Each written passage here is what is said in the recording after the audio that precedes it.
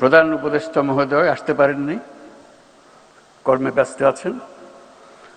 সেজন্য তিনি ৩৩২ নম্বর এআইকে আজকে পাঠিয়ে দিয়েছেন, আপনাদের সামনে হাজির।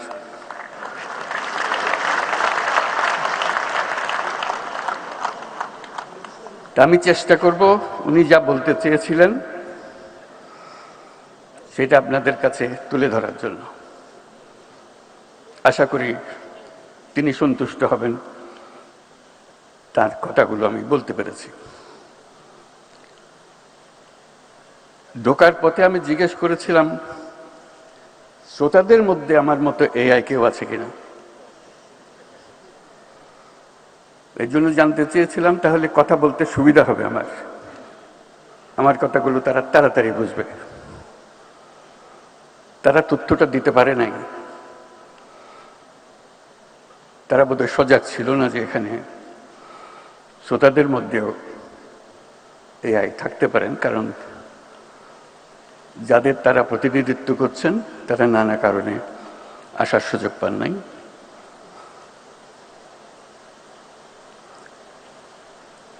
আজকে এটা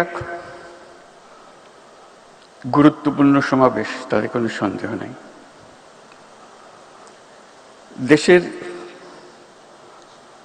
ভবিষ্যৎ নির্ভর করবে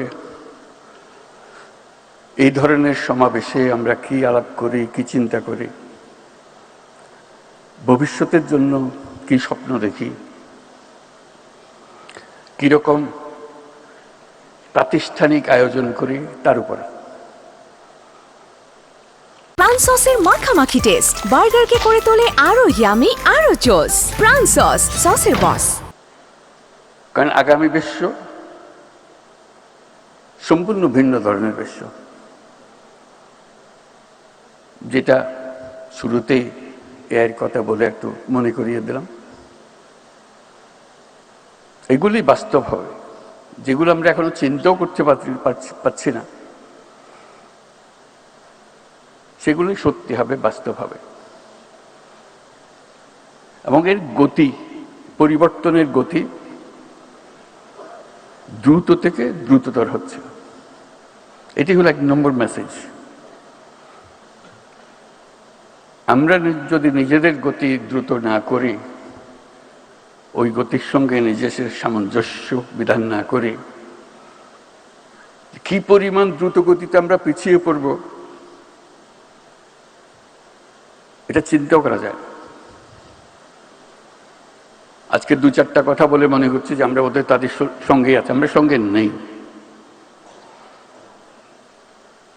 আমরা অনেক পেছনে। আমরা চিন্তায় পেছনে, কাজে পেছনে, নীতিতে পেছনে, সব দিক থেকে। এই জন্য যে আমরা মনোযোগ ওই পরিমাণ দিচ্ছি না, মনে করছি এটা আরেকটা জিনিস, আরেকটা খাত। অন্যান্য 10টা খাতের মধ্যে যেরকম আয়োজন, এই খাতও সেই আয়োজন। আমার বলার উদ্দেশ্য হচ্ছে এই খাতটা হলো মূল খাত। এই খাত থেকে ভবিষ্যৎ রচনা হবে আমাদেরও এবং সারা পৃথিবীরও। অন্যান্য খাত উবে যাবে তা না, হারিয়ে যাবে তা না, ওরা থাকবে, কিন্তু টান হবে এটার থেকে, বাতাস আসবে এটার থেকে, পরিবর্তন আসবে এটার থেকে, এটার ছোঁয়া পাবে অন্যান্য জায়গায়। ওর সঙ্গে সঙ্গ দেওয়ার জন্য তাকে প্রস্তুতি নিতে হবে।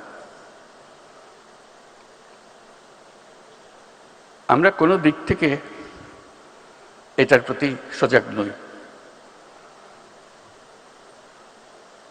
আমরা সনাতন যে সমস্ত চিন্তা, সেটা এই খাতে নিয়ে আসার চেষ্টা করছি। এই খাতের চিন্তা ভিন্ন।